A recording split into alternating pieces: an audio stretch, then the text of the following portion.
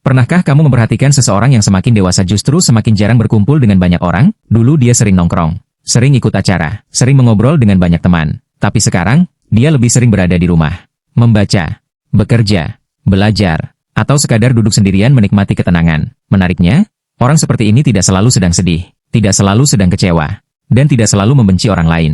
Bisa jadi, dia hanya mulai melihat kehidupan dengan cara yang berbeda. Ada sebuah perubahan yang sering terjadi ketika seseorang semakin banyak belajar dan semakin memahami dirinya sendiri. Dia mulai sadar bahwa tidak semua orang harus berada dekat dengannya. Dan semakin seseorang memahami nilai waktu, energi, dan ketenangan, semakin selektif dia memilih siapa yang boleh masuk ke dalam kehidupannya. Tapi apakah benar orang yang semakin pintar akan semakin suka menyendiri? Tentu tidak selalu.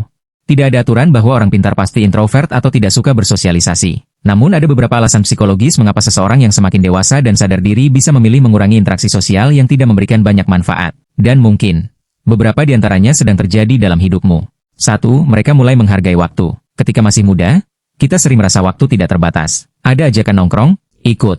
Ada acara, datang. Ada obrolan panjang, dengarkan. Tetapi semakin seseorang memahami betapa berharganya waktu, dia mulai berpikir berbeda. Dia mulai bertanya, apakah kegiatan ini benar-benar layak menghabiskan waktuku? Bukan berarti dia menjadi pelit terhadap waktu. Dia hanya mulai sadar bahwa waktu yang sudah lewat tidak bisa dikembalikan. 1 jam yang digunakan untuk belajar mungkin membuat kemampuannya bertambah. 1 jam untuk bekerja bisa menghasilkan sesuatu. 1 jam untuk beristirahat bisa membuat pikirannya kembali tenang. Tetapi 1 jam yang hanya digunakan untuk membicarakan kehidupan orang lain, mungkin tidak memberikan apa-apa. Karena itu, dia mulai mengurangi aktivitas yang tidak penting. Bukan karena merasa lebih baik dari orang lain, tetapi karena dia mulai memahami prioritas. 2. Mereka tidak terlalu membutuhkan validasi. Ada masa dalam hidup ketika kita sangat ingin diterima. Kita ingin punya banyak teman, ingin dianggap keren, ingin semua orang menyukai kita. Bahkan terkadang kita melakukan sesuatu hanya karena takut dianggap berbeda. Tetapi semakin seseorang mengenal dirinya sendiri, kebutuhan itu bisa berkurang. Dia mulai berpikir, aku tidak harus disukai semua orang. Dia tidak lagi merasa harus ikut setiap acara, tidak merasa harus menjelaskan setiap keputusan, tidak merasa harus membuktikan bahwa hidupnya menyenangkan.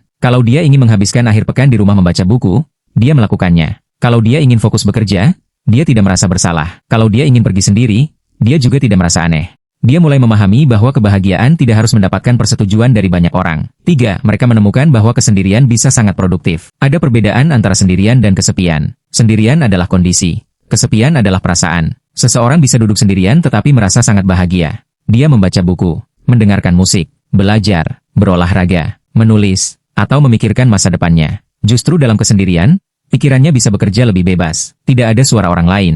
Tidak ada tuntutan untuk mengikuti percakapan. Tidak ada gangguan. Karena itu, bagi sebagian orang, kesendirian bukan sesuatu yang harus dihindari. Kesendirian justru menjadi tempat untuk mengisi kembali energi. Mereka keluar dari keramaian bukan karena membenci dunia. Mereka hanya membutuhkan ruang untuk mendengar pikirannya sendiri. 4. Mereka mulai lelah dengan drama. Semakin dewasa, biasanya seseorang mulai sadar bahwa tidak semua masalah harus menjadi masalahnya. Ada orang yang bertengkar dengan temannya. Dia ikut campur. Ada orang yang bergosip. Dia ikut mendengarkan. Ada konflik kecil. Dia ikut memberikan pendapat. Akhirnya energi mentalnya habis untuk sesuatu yang sebenarnya tidak berhubungan dengan hidupnya. Sampai suatu hari dia sadar, kenapa aku harus ikut memikirkan semua ini? Sejak saat itu, dia mulai memilih. Kalau pembicaraan hanya berisi gosip, dia pergi. Kalau lingkungan hanya penuh drama, dia menjauh. Kalau seseorang terus membawa masalah yang sama tanpa ingin berubah, dia membatasi interaksi. Bukan karena dia tidak peduli, tetapi karena dia belajar bahwa ketenangan juga harus dijaga. 5. Mereka lebih suka percakapan yang bermakna. Ada orang yang bisa berbicara selama berjam-jam, tetapi tidak ada satupun pembicaraan yang benar-benar berkesan.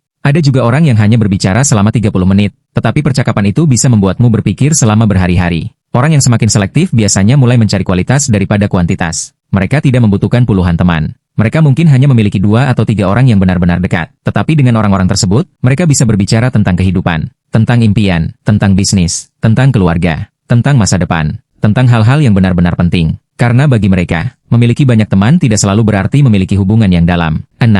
Mereka mulai menjaga energi. Pernahkah kamu bertemu seseorang dan setelah berbicara dengannya selama 1 jam, kamu merasa sangat lelah, padahal kamu tidak melakukan aktivitas fisik apapun? Itu karena interaksi sosial juga membutuhkan energi. Ada orang yang membuatmu merasa semangat. Ada juga orang yang membuatmu merasa terkuras. Orang yang semakin memahami dirinya mulai memperhatikan hal ini. Dia mulai tahu, kalau terlalu lama berada di lingkungan ini, aku capek. Kalau terlalu sering berinteraksi dengan orang ini, pikiranku menjadi negatif. Akhirnya dia mulai membuat batas.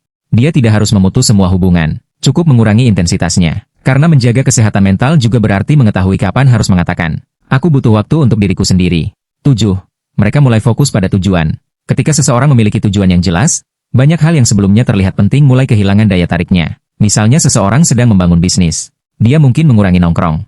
Bukan karena membenci teman-temannya, tetapi karena ada sesuatu yang sedang dia bangun. Seseorang yang sedang belajar untuk ujian mungkin memilih tinggal di rumah. Seseorang yang sedang membuat konten mungkin menghabiskan malamnya mengedit video. Seseorang yang sedang membangun tubuhnya mungkin lebih memilih olahraga daripada pesta setiap malam. Dari luar, orang seperti ini mungkin terlihat semakin menyendiri. Tetapi sebenarnya, dia sedang memusatkan energinya. Ada perbedaan antara menyendiri karena menyerah terhadap kehidupan dan menyendiri karena sedang membangun kehidupan.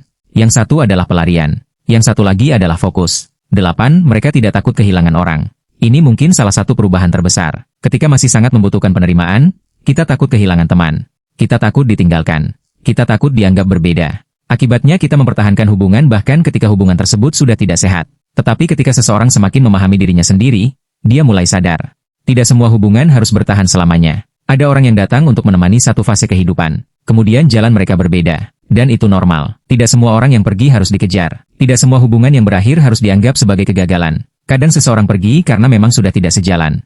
Dan melepaskannya justru membuat kedua orang tersebut bisa berkembang. Tapi ada satu hal yang harus diingat. Jangan salah memahami semua ini. Menjadi pintar bukan berarti harus membenci orang. Menjadi dewasa bukan berarti harus mengisolasi diri. Dan suka menyendiri bukan berarti seseorang lebih unggul dari orang lain. Manusia tetap membutuhkan hubungan. Kita membutuhkan keluarga. Kita membutuhkan teman. Kita membutuhkan orang yang bisa diajak berbicara ketika hidup terasa berat. Yang berubah adalah cara kita memilih hubungan tersebut. Bukan lagi tentang berapa banyak orang yang kita miliki, tetapi tentang siapa yang benar-benar memberikan hubungan yang sehat. Karena lingkungan yang baik bisa membuatmu berkembang. Sedangkan lingkungan yang salah bisa membuatmu kehilangan energi tanpa sadar. Penutup.